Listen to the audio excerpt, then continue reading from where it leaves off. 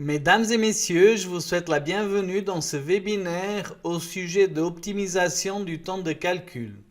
Je suis Carlos Martins et comme d'habitude, vous pouvez poser des questions à travers la fenêtre chat ou alors préférentiellement par email et je vous répondrai aussitôt que possible. Nous allons donc démarrer ce webinaire par un modèle que j'ai ici. Donc aujourd'hui, le but de ce webinaire, c'est de voir des astuces de modélisation. Il faut modéliser aussi simple et juste que possible, quoi. Donc, vous allez voir que des fois, ça ne sert à rien d'être là à 5 cm près. Il faut essayer d'avoir le modèle juste mais simple pour que ce soit beaucoup plus rapide à calculer, etc. Et pour que vous ayez moins de problèmes, par exemple, lors du maillage, etc. Donc nous allons ici démarrer avec ce modèle. Je vais d'abord mettre une vue comme ça. Vous voyez ici normalement, voilà, certains ingénieurs, ils aiment bien avoir ici, donc on ait un coin vraiment nickel, etc. du point de vue rendu. Mais si on modélise toujours à l'axe, vous voyez, pour avoir cela, vous avez toujours ici des murs qui dépassent, des semelles des fondations pardon, de radier qui dépassent le mur. Moi, pour une question de simplicité, etc., et pour que vous ayez le moins de problèmes possible, je vous conseille toujours de mettre ça à l'axe. Donc ici, par exemple, j'avais fait exprès de laisser en dehors, juste pour vous montrer. Là, je vais tout déplacer à l'axe pour corriger. Voilà. Pardon, là j'ai ouvert cette fenêtre. Voilà. Et ici aussi. Et là, de nouveau, bien sûr, on déplace ici. Voilà. Aussi, par exemple, si on regarde cette fenêtre, on voit qu'elle est à 15 cm donc de l'axe de la dalle. Ça veut dire que même si votre dalle elle fait 20 cm, donc ça veut dire qu'on a 5 cm. Donc il n'y a aucun sens d'avoir cette couverte de 5 cm. Quand vous avez ces cas-là, aussi simplifiez et donc aussi déplacer par exemple cette partie directement à l'axe. Là, je déplace.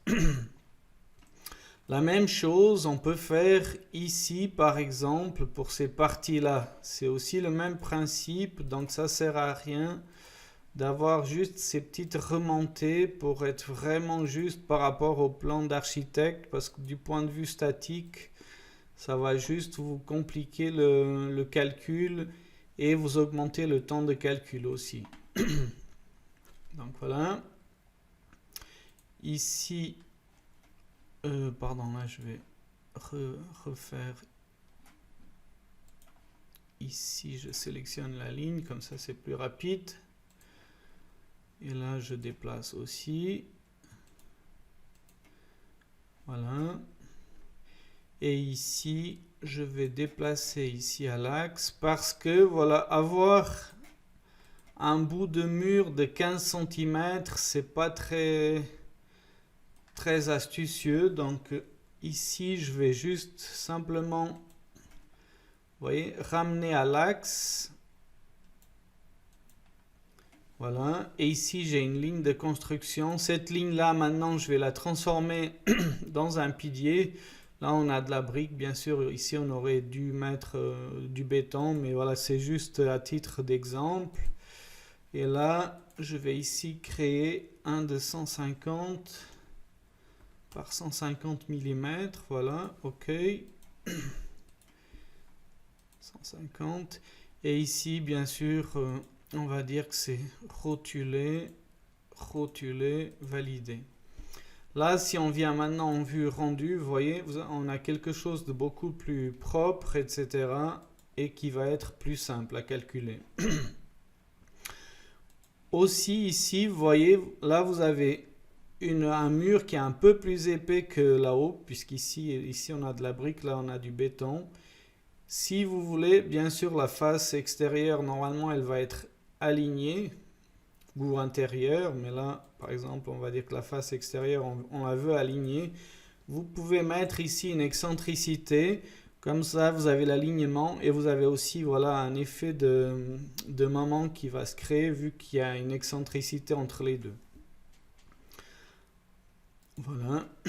Ici aussi, très important, vous voyez ici, voilà, certains ils ont tendance aussi à mettre le pilier qui n'est pas, le nœud qui n'est pas aligné avec l'extrémité de notre domaine. Et là, le problème, là c'est vraiment l'axe du pilier, mais ici, quand vous avez le maillage, etc., vous avez souvent des problèmes, et même après au calcul, vous pouvez avoir des pointes, etc. Là, je conseille directement de faire de nouveau, déplacer et de mettre exactement avec le même axe que le bord de dalle. Voilà. Je fais juste pour celui-là, comme ça vous voyez comment j'ai fait. Voilà. Aussi, voilà, certains d'entre vous, par exemple, quand il y a un alignement comme ça, qui a juste une différence ici de 5 cm, voilà. Pour simplifier le calcul, il faudrait idéalement aligner tout ça, voilà. Là, je ne vais pas le faire parce que sinon on perd trop de temps à changer. Mais c'est juste pour que vous compreniez les problématiques qui peuvent y avoir et comment il faut le faire pour le simplifier du mieux possible. Pardon. Là, je vais mettre en mode rendu. Aussi, voilà, là, si vous regardez ma dalle, ici, vous voyez qu'il y a une espèce de marche.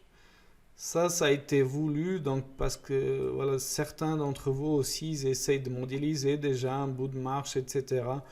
Mais ça, voilà, c'est juste des choses pour vous ralentir aussi le calcul. Là, si vous faites l'escalier, ça, il vient directement là.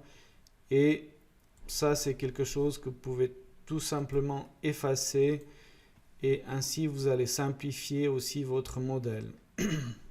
Là, si on vient de nouveau dans la vue rendue, vous voyez, on a quelque chose qui est beaucoup plus simple, etc. Voilà. Ensuite, ici, si je reviens aussi dans la toiture, vous voyez, là, si vous regardez, on a un faîte principal qui est légèrement décalé vers le bas. On aurait pu aussi le mettre là, c'est la même chose. Et vous avez toujours un élément de liaison. Dans ce cas-là, c'est un élément rigide entre la faîtière principale et les chevrons. Mais vous auriez pu aussi mettre un élément de liaison nœud à nœud. Moi, en l'occurrence, j'utilise plus l'élément de liaison nœud à nœud. Voilà, comme ça, vous avez quelque chose qui est pile, pile par rapport à la réalité, quoi. Donc le chevron qui vient sur le faîte principal. Aussi, après avoir fait tout cela, il est important, avant d'avancer plus loin, parce que notre modèle, il y a des lignes de construction, etc., c'est de venir ici avec la fonction purger les lignes et les nœuds inutiles. Et là, faire valider. Là, vous voyez, il m'a supprimé automatiquement 2 nœuds et 15 lignes supprimées. Voilà. Il y a aussi cette fonction qui est utile parce qu'il y a des nœuds intermédiaires qui ne servent à rien. Et là, je vous conseille aussi d'effacer tous les nœuds intermédiaires. Ainsi, vous avez quelque chose qui est un peu plus propre. Voilà, dans votre modèle. Ensuite, je vais ouvrir un modèle qui a déjà été corrigé dans sa totalité. Et donc, vous avez quelque chose qui est prêt à être calculé. Comme ça, on va avancer dans le prochain pas de l'optimisation du modèle pour que vous puissiez voir exactement. Voilà. Là, j'ouvre ce modèle. Et là, je reviens à ce mode-là. Voilà. J'enlève le mode rendu. Et ici, tout d'abord, on va parler des charges. Bien sûr, les charges, là je mets en mode comme ça. Bien sûr, ici, vous avez les charges permanentes. vous avez les charges utiles. Donc ici, on a fait plusieurs parties des charges utiles. Voilà. Et vous avez aussi, par exemple, les charges de neige. Si on vient ici dans les charges, si vous regardez ici, on a deux charges permanentes. Pourquoi? Parce qu'ici, les facteurs, ils changent légèrement. Bien sûr, si vous avez toujours les mêmes facteurs, idéalement, mettez juste une charge permanente et vous mettez toutes les charges permanentes sous ce cas de charge. La même chose pour les charges utiles.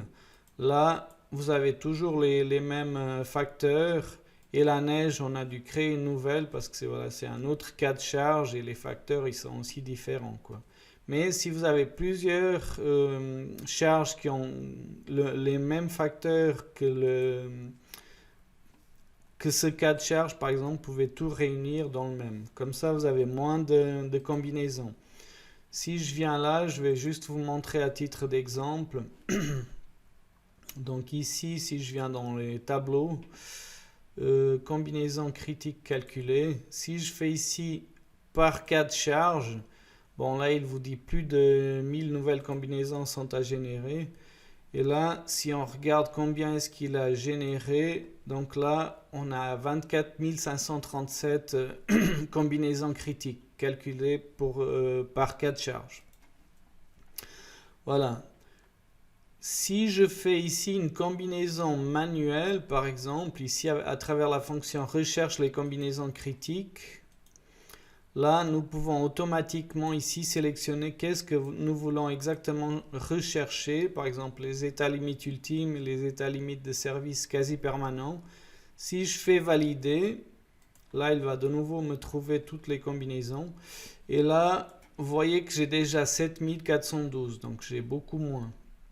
Bien sûr, moins vous avez de combinaisons de charges personnalisées par cas de charge, donc moins de temps vous avez besoin pour le calcul. Là, je fais annuler parce que je n'ai pas envie de changer. Voilà, ça c'est quelque chose d'assez important pour le calcul. Ensuite, il y a aussi le maillage. Le maillage joue un rôle assez important aussi dans le calcul. Donc ici, quand vous avez des éléments linéaires, surtout des poutres, etc., vous pouvez effectuer ici, par exemple, un maillage linéaire de ces éléments et vous pouvez faire subdiviser, par exemple, en 4 éléments ou alors par des tailles de 1,5 mètre ou vous pouvez mettre plus petit. Bien sûr, plus petit vous mettez, mieux vous aurez le graphique et aussi, mais voilà, ça va augmenter légèrement le temps de calcul, mais pas énormément puisque c'est des éléments linéaires. Si c'est des éléments surfaciques, là, ça va changer beaucoup plus le temps de calcul. Là, par exemple, si je choisis tous les demi-mètres, là, vous avez ici un maillage qui a été créé. Ensuite, là j'enlève juste l'affichage des charges. Ce qui va jouer un rôle vraiment important dans le temps de calcul aussi, c'est ici le maillage. Donc par défaut, ici j'utilise toujours ce type de maillage et la taille moyenne d'une maille. Si c'est des éléments en béton armé, et que vous voyez que c'est surtout des dalles, que vous avez des surfaces assez bonnes, donc vous pouvez partir sans problème, par exemple avec une taille moyenne de maille de 1 mètre. Si je fais cela, par exemple, là vous voyez que j'ai une taille de 1 mètre partout. Donc là, il m'a pas, j'ai la même taille plus ou moins partout. Et ici, si on regarde certains éléments, voilà, ici on a assez d'éléments de surface. Ici, peut-être qu'on aurait dû affiner encore un petit peu plus le maillage. Ça, vous pouvez aussi corriger. Par exemple, si vous voyez que vous avez trop d'éléments étroits, etc., et avec beaucoup d'ouverture, je vous conseille ici d'affiner le maillage et de mettre, par exemple, 2 fois plus petit que la partie du bas, par exemple, où vous avez pratiquement pas d'ouverture. Là, vous voyez que vous avez beaucoup plus de surface Et là, vous aurez quelque chose qui sera beaucoup plus au niveau rendu des résultats, etc. Ça sera nettement mieux, quoi. Vous avez aussi, par exemple, la possibilité ici, si j'affiche de nouveau, je sélectionne juste cette dalle. Là, si vous cliquez ici, ajuster le maillage aux têtes de poteau, donc lui, il va créer ici un maillage un peu plus fin, vous voyez, dans la zone du pilier, selon la largeur de votre pilier. Donc là, ça peut être utile et pas, ça dépend aussi du type de pilier, si c'est des ovales ou des carrés, etc. Des fois, ça peut vous causer des problèmes de maillage, voilà. Vous pouvez aussi, si vous avez des soucis, donc désactiver automatiquement cette fonction, comme ça vous n'avez pas ce problème. Un autre type de maillage, bien sûr, vous pouvez ajuster aussi le maillage par rapport aux charges. Et là, vous allez mettre des charges, par exemple 50, ici 25 pour les charges linéaires, et là pour les charges surfaciques, par exemple 10 kN par mètre carré, par exemple. Ça, c'est une des variantes. Aussi, beaucoup choisissent aussi la méthode de division, donc de contours, choisissent une taille de maille adaptée. Si vous faites une taille de maille adaptée, qu'est-ce qui va se passer? Là, il va automatiquement adapter la taille de maillage, donc selon vos ouvertures, etc. Donc, il y a des endroits où il va mettre un maillage plus fin et d'autres, il laisse un maillage qui est un peu plus large, voilà. Il va adapter, bien sûr, ça c'est quelque chose d'assez bien, mais tout dépend. Si vous avez aussi trop de choses, plus le maillage il est adapté, plus fin, donc plus le modèle il va prendre de temps à calculer, et surtout le fichier résultat il va être aussi beaucoup plus grand, voilà. Là, vous pouvez aussi, par exemple, à travers le filtre ici, afficher par exemple juste les murs. Et pour les murs, par exemple, vu que les dalles, normalement, c'est une grande surface, vous pouvez directement ici affiner votre maillage et dire que pour les murs, vu qu'il y a beaucoup d'ouvertures, vous mettez 0,5 partout. Et là, vous avez un maillage qui est déjà affiné pour tous les murs et qui est différent de celui de la dalle, par exemple. Voilà. Ensuite, là je reviens de nouveau à une taille de maillage par exemple de 1 mètre partout. Et là, une fois que vous avez réglé tous ces soucis, etc., vous pouvez directement calculer votre modèle. En lançant le calcul, là vous verrez, ça prend vraiment juste quelques secondes. Voilà, là, on peut dire que ça a duré environ 5 secondes. Mais si vous voulez après contrôler les temps de calcul, etc., vous pouvez venir directement ici sur Information projet, paramètres d'analyse. Et là, vous voyez, on a 8 secondes. Bien sûr, ça, vous pouvez peut-être encore améliorer si vous diminuez le maillage, etc. Pour un premier calcul, des fois pour détecter des erreurs, etc., je vous conseille même d'augmenter la taille du maillage pour voir si vous avez des singularités, etc. Comme ça, vous détectez les erreurs, vous les corrigez et ensuite vous pouvez affiner le maillage. Ça, c'est aussi une astuce pour gagner un peu de temps. Voilà. Ici, comme ça. Donc, vous voyez que vous pouvez, selon les options que vous allez prendre, vous pouvez gagner pas mal de temps. Donc, pour aujourd'hui, je vous ai montré ce que je voulais vous montrer au sujet de l'optimisation du temps de calcul. Donc, comme d'habitude, vous pouvez vous abonner à notre page YouTube si vous ne l'avez pas déjà fait. Ainsi, vous recevez des notifications dès qu'il y a une nouvelle vidéo en ligne. Le prochain webinaire, ce sera le mardi 25 avril 2023 à 14h15. Pour ma part, je vous remercie beaucoup de m'avoir suivi dans ce webinaire et je vous souhaite un agréable après-midi et à très bientôt. Merci beaucoup, au revoir.